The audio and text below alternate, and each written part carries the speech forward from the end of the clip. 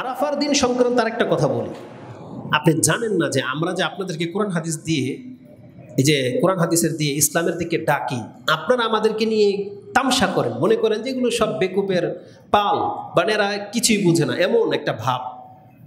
আর যারা গাঁজাখড়ি বক্তব্য দেয় তারা একটা সমাজ প্রতিষ্ঠিত করে ফেলেছে, তারা আবার নাকি আমাদের বিরুদ্ধে এক হয়। একটা হাস্যকর কথা বলি, বাংলার জমিনে এটা মনে কোনো হুজুর হয়তো খিলাফ নয়, বরং সবাই এটাই জানে যে যেই বছরে শুক্রবার দিন আরাফা হয় সেটা নাকি হাজ্জুল আকবার। আবার কারো কারো কাছে যেই শুক্রবারটা কুরবানির দিন পড়বে সেটা হচ্ছে হাজ্জুল আকবার। আর এটা যদি হয় কোনো বছর, তাহলে সৌদি সরকারের উপরে নাকি এটা লাজিম হয়ে যায়, যতজন হাজি আসবে তাদেরকে গামছা বা পাগড়ি দিতে হয় বা স্বর্ণের কি যেন দিতে হয়। আচ্ছা, ধর্মটা কি তামসা? সুবহানাল্লাহ। সৌদি আরবের প্রথম বাদশাহ কে ছিলেন? হ্যাঁ, মুহাম্মদুর রাসূলুল্লাহ কি ছিলেন? তিনি মক্কা বিজয় করার পরে কি তিনি রাষ্ট্রের নায়ক হন নাই? তা রাসূলুল্লাহ তো হজ করেছেন, একটাই হজ, আর সেটাই তো ছিল কুরবানির দিন না, জুমার দিন। রাসূলুল্লাহ কি দিয়েছেন কাকে, কোন সাহাবীকে? কি প্রমাণ আছে আপনার কাছে? এসব ভাউতাবাজি বলতেছে যে যার কারণে সৌদি আরবের কমিটি বোর্ড ডেটকে চেঞ্জ করে দেয়। এটা কি বাংলাদেশ পাইছেন? বাংলাদেশের বুকেটা হয়, আপনি আমাদের সাথে নাক গলাতে পারবেন না। এটা আমরা চাক্ষুষ সাক্ষী। কোন এক বছরের ঘটনা বলতেছি, মুহররমের সিয়াম সম্পর্কে। তার আগে ডিক্লেয়ার দিয়ে দিয়েছে যে শুক্রবার দিন মুহররম, অথচ বুধবার দিন হয় চাঁদের হিসাবে। বুঝে, এটা হচ্ছে বাংলাদেশ। তো ওটা সৌদি আরব পান নাই যে আল্লাহ সুবহানাহু ওয়া তাআলার বিধানের ক্ষেত্রে ওই কাফেরদের মতো এরকম হিল্লা বাহানা করবে যে হারাম মাস আমরা মুহররমটাকে পিছিয়ে দেই, সফর মাসটাকে আগে নিয়ে আসি। এমন কি করে? সুবহানাল্লাহ। বরং হজ্জে আকবার বলতে কি বোঝায় এই সম্পর্কে আমি আপনাকে দুইটা কথা বলবো। কোরআনে আল্লাহ সুবহানাহু ওয়া তাআলা হজ্জে আকবার বলতে একটা শব্দ উল্লেখ করেছেন, যেটা আপনি সূরা তাওবা 9 নম্বর সূরার 3 নম্বর আয়াতে পাবেন। তাতে আল্লাহ বলেছেন ইয়াউমাল হাজ্জিল আকবার। এই শব্দটা আসছে যে রাসূল আল্লাহর পক্ষ থেকে এবং তার নিজের পক্ষ থেকে মুশরিকদের সাথে সম্পর্ক ছেদের ঘোষণা করলেন কোন দিন? ইয়াউমে হাজ্জিল আকবার, হজের বড় দিনে। এই শব্দকে নিয়ে তারা কি করেছে, একটা মাসলা বানায় ফেলছে। তারা মনে করে যে শুক্রবার দিন যদি হজ হয়, জুমার দিন, তাহলে এটা হজ্জে আকবার, তাহলে সৌদি সরকারের মানে গোডাউন খালি হয়ে যাবে। এইসব বাহুতাবাজি ইসলাম। আরে আপনি ওই আয়াত তো দেখেছেন, তো আয়াতের তাফসীরটা একটু পড়েন। কোন কিতাব থেকে আপনার হাদিস লাগবে? বুখারী, মুসলিম, তিরমিজি, আবু দাউদ, ইবনে মাজাহ, আমি 5টার মধ্যে পেয়েছি, নাসাই তো পেয়েছি। তা আপনারা বলে এত বছর ধরে পড়ালেখা করেন, হাদিসের কিতাব তো আজ থেকে 1000 বছর আগের, এটা আমাদের নতুন ছাপা নয়, তাহলে আপনারা কেন পান নাই? মাত্র এক রাত্রের ব্যাপার, ঘাটলাম দেখলাম যে 5 কিতাবে হাদিস আছে। সুবহানাল্লাহ। সরাসরি আপনি সাহাবীদের থেকে নিয়ে নেন যে ইয়াউমুল হাজ্জিল আকবার কোনটাকে বলে। রাসূলুল্লাহ সাল্লাল্লাহু আলাইহি ওয়াসাল্লাম থেকে কোট করা হয়েছে। ইবনে উমর রাদিয়াল্লাহু তাআলা আনহুমা তিনি বলেন আন্না রাসূলুল্লাহি সাল্লাল্লাহু আলাইহি ওয়াসাল্লাম ওয়াকাফা ইয়াউমিন নাহার, কুরবানির দিনে অবস্থান করলেন বাইনাল জামারাতি ফিল হাজ্জিল্লাতি হাজ্জা। যেই বছর রাসূলুল্লাহ সাল্লাল্লাহু আলাইহি ওয়াসাল্লাম হজ করেছেন, সেই বছর একটাই তো হজ রাসূলের জীবনে, ওই বছরে তিনি 2 জামারাতের মাঝখানে উকুফ করলেন, মানে অবস্থান নিলেন। সেই সময় তিনি ভাষণ দিয়ে যে কথাটা বলেছিলেন, ফাকালা আইয়ু ইয়াউমিন হাযা।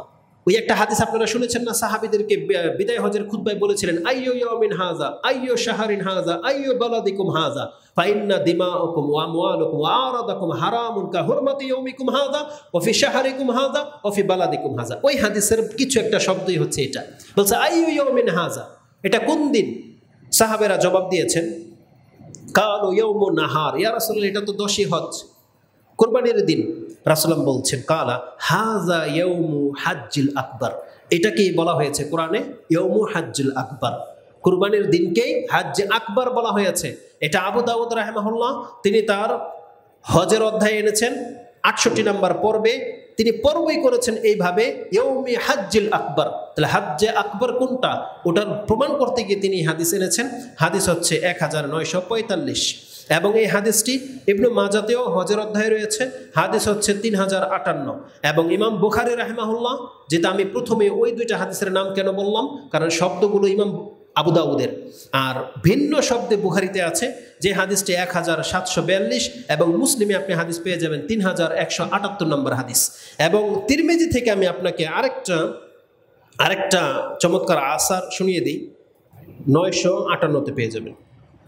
957 এবং 958, তাতে আলী রাদিয়াল্লাহু তাআলা আনহু থেকে হাদিস রয়েছে। ইমাম তিরমিজি কোট করেছেন যে আলী রাদিয়াল্লাহু তাআলা আনহু তিনি বলেন যে আমি রাসূলুল্লাহ সাল্লাল্লাহু আলাইহি ওয়াসাল্লামকে জিজ্ঞেস করেছি হজ্জুল আকবার বলা হয় কোন দিনকে? তখন রাসূলুল্লাহ সাল্লাল্লাহু আলাইহি ওয়াসাল্লাম বলছেন ইয়াউমুন নাহার। এই হাদিসটা আছে তিরমিজিতে 957-তে, কিন্তু এই হাদিসটা আমি এখন আপনার কাছে কোট করতেছি না, কারণ ইমাম তিরমিজি রাহিমাহুল্লাহ এই হাদিস বলার পরে তিনি বলতেছেন যে এটা রাসূলের কথার চেয়ে বেশি শক্ত হলো এটা আলী রাদিয়াল্লাহু তাআলা আনহুর কথা। তার মানে বেশি সঠিক হলো এটা আসার হাদিস নয়, বরং এটা আলী রাদিয়াল্লাহু তাআলা আনহুর উক্তি, এটা বেশি স্পষ্ট। ওটা কোথায় আছে? 958-তে আছে। ইমাম তিরমিজি বলেন কালা আলীউন, আলী রাদিয়াল্লাহু তাআলা আনহু বলেন ইয়াউমুল হজ্জিল আকবার ইয়াউমুন নাহার। ইয়াউমুন নাহারকে ইয়াউমুল হজ্জিল আকবার বলা হয়।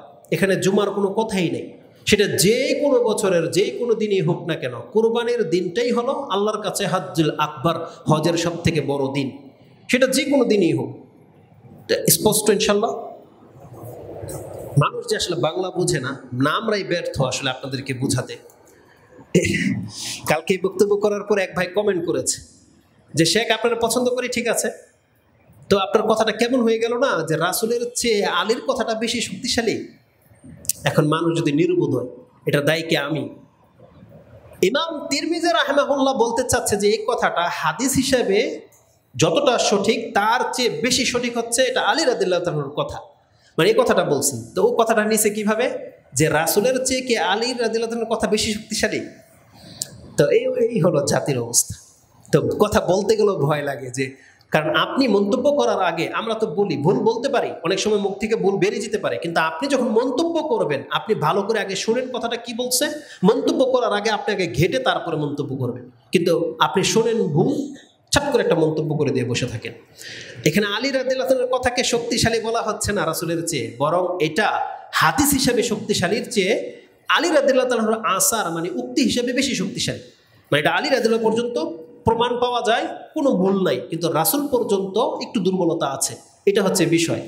তো যাই হোক, তো হজ্জুল আকবার বলা হয় কুরবানির দিনকে, সেটা যে কোনো দিনই হোক। কিন্তু আমাদের সমাজে হুজুররা দেখবেন এটা নিয়ে একবারে এমন গলা ফাটায়, বলতেছে যে শুক্রবার দিন হজ হইতে দেয় না সৌদির সরকার, কারণ এদেরকে স্বর্ণ দিতে হয়, কেরবিলে পাগড়ি পরাইতে হয় প্রত্যেক হাজিকে। এগুলো হচ্ছে সৌদি আরবের আলেমদের বিদ্বেষী ব্যক্তি। এরা সৌদি আরবের আলেমদের সবসময় বিপক্ষে গিয়ে কথা বলে, সত্য হোক আর না হোক, কিভাবে খালি সৌদি আরবকে ছোট করবে সেই ধান্দায় তারা ঘোরে। এটা মোটেও না, এটা শরীয়তি ব্যাপার। সৌদি আরবের সরকার এবং আলেমদের কি ক্ষমতা আছে আরাফার দিনকে বা কুরবানির দিনকে এদিক সেদিক করা? ক্ষমতা আছে? এই কথাটাই বলতে চাচ্ছি যে যে সমস্ত আলেমরা বলতেছে না যে আরাফার দিনে, যেই দিন আরাফার মধ্যে হাজিরা উপস্থিত হবে সেটাই হচ্ছে আরাফা, এই কথা কি কেউ অস্বীকার করেছে? আপনি কি করে জানতেন যে আজকে আরাফার ময়দানে হাজিরা উপস্থিত হয়েছে? এতদিন কি করে জানতেন? ওই কথাটা কেন বলেন না? হাজিরা যেই দিন উপস্থিত হবে সেটাই আরাফার দিন, যেই দিন খুতবা হচ্ছে সেটাই আরাফার দিন। আপনি এতদিন কি করে জানতেন সেটা? আপনি কিভাবে নির্ণয় করতেন? আপনি তো চাঁদের দিকে তাকায় থাকতেন। এটা আমাদের জ্ঞান যে 9 তারিখে আরাফা হয়ে থাকে। এখন আমরা দেখে ফেলতেছি বিদায় দেখতেছি যে আমাদের চেয়ে একদিন ডিফারেন্স হয়ে যাচ্ছে। তো তাই বলে যে আপনি করে মাসলা চেঞ্জ করে দেবেন, আবার ওটাকে নিয়ে গলাবাজি করবেন, এটা তো ঠিক হয় না। আমরা তো কথা বুঝতে পারতেছি আপনি কি বলতে চাচ্ছেন, যে যেই দিন আরাফাতের ময়দানে আরাফা হাজির উপস্থিত হবে সেটাই তো আরাফা, মেনেই তো নিলাম, কিন্তু 1300 বছর ধরে এটা ডিসাইড কিভাবে হইতো